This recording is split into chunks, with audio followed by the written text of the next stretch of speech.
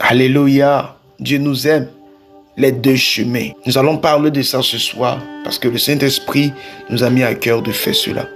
Et c'est en Matthieu 7, 13 à 14. Alléluia. Nous savons tous que tout tire à sa fin. C'est pourquoi le Seigneur Jésus-Christ a voulu parler de ça à ses disciples et à tous ceux qui l'écoutent.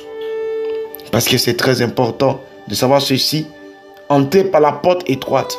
En effet, la porte qui ouvre sur la mort est large. Et le chemin pour y aller est facile. Beaucoup de gens passent par là. Vous voyez, le verset 13, il dit qu'il y a un chemin qui est large. Un chemin qui est grand.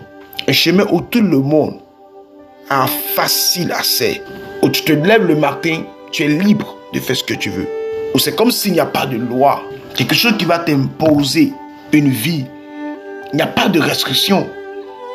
Il n'y a pas de principe. On est libre de faire ce qu'on veut. On est libre de sa vie, on est libre de ses choix, de ses décisions. C'est vrai que cela épanouit notre corps. C'est vrai que cela épanouit nos âmes. Dans le sens où on est en train de se faire du plaisir, se satisfaire. Mais en réalité, cela conduit nos âmes à la perdition. Cela conduit nos corps à la perdition. Il dit cela nous emmène à la mort. Par contre, dans le verset 14, il dit, mais la porte qui ouvre sur la vie est étroite. Et le chemin pour y aller est difficile. Ceux qui le trouvent ne sont pas nombreux. Pourquoi ils ne sont pas nombreux? Parce que nous savons sur la terre que tous ne sont pas déterminés à obtenir quelque chose. Tous n'ont pas une vision claire de leur vie. Tous ne savent pas où aller. C'est pourquoi on s'est fait beaucoup de repères et beaucoup de modèles nous-mêmes. On a pris de ces modèles-là partout. Souvent, même quand on est chrétien, on a des modèles païens. Et quand on est païen, on a des modèles qui sont des démons. Des démons chers. Ou des statues, des images quelconques. Ou l'histoire de quelqu'un qu'on veut copier. C'est dangereux. C'est dangereux. La façon de vivre actuellement. Là où tu es libre de faire de ton corps, de ta vie, ce que tu veux, c'est dangereux.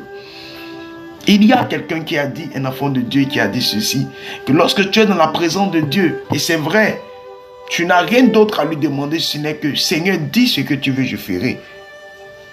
Vous comprenez, dans la présence de Dieu, quand Dieu se révèle à toi, je ne parle pas quand tu vas prier. C'est différent de la présence de Dieu. Quand Dieu manifeste sa personne, il manifeste sa présence autour de toi. Souvent tu te couches à tête, tu commences à couler des larmes pour dire que je ne suis pas digne d'être dans ta présence.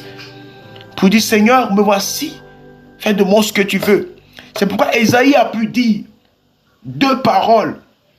Malheur à moi, car je suis dans un peuple impur et me voici dans la présence de Dieu. Donc il reconnaît qu'il est sale. Deuxième parole, il dit envoie-moi. Vous comprenez? C'est pourquoi nous devons constamment avoir cette façon de vivre en notre esprit. Chaque jour que Dieu fait, nous devons apprendre à dire simplement, que veux-tu que je fasse? Et donc il s'agit ici que si tu veux vraiment dire que tu es créature de Dieu, tu n'as pas de décision à prendre de ta vie. Tu ne peux pas mener ta vie là où tu veux. Il y a quelqu'un qui t'a créé. C'est comme un enfant qui naît d'une mère et qui décide ce qu'il veut à la maison. Le père se sent frustré parce qu'il dit, mais cet enfant, c'est moi qui l'ai accouché.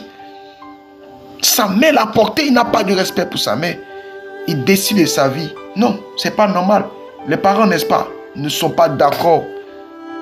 Mais est-ce que Dieu peut être d'accord, lui, si nous décidons de faire de notre vie ce que nous voulons?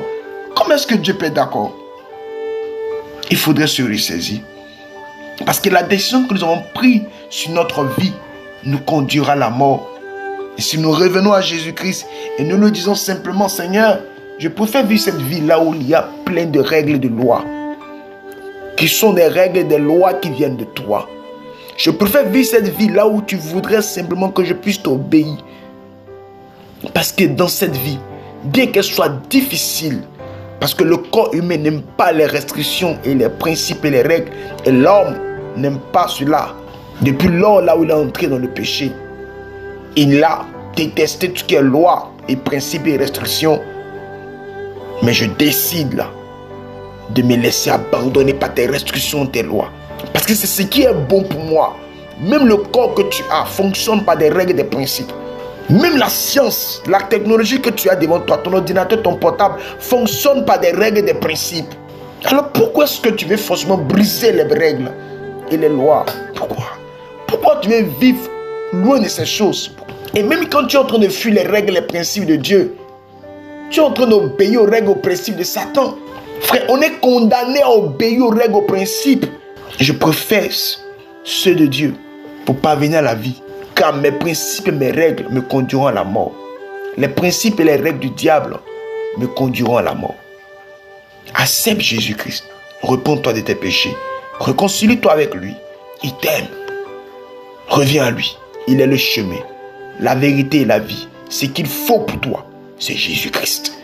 Le chemin, la décision de ta vie qu'il faut pour toi et pour ta famille, c'est Jésus-Christ. Pour tes enfants, c'est Jésus-Christ. La vie de Jésus-Christ, le comportement de Jésus-Christ, c'est ce qu'il nous faut pour ces générations. Que Dieu nous bénisse. Je prie que l'Éternel Dieu, dans sa grande miséricorde, nous visite tous et nous donne d'être obéissants vers lui et de nous laisser conduire par son esprit. Je prie que nous donne de comprendre ce message et d'accepter sa décision dans notre vie, afin que nous soyons bénis. Que Dieu nous bénisse, il bénisse nos entreprises, nos affaires, il bénisse nos vies, il nous inonde de grâce et de paix, au nom suprême de Jésus-Christ de Nazareth. Amen.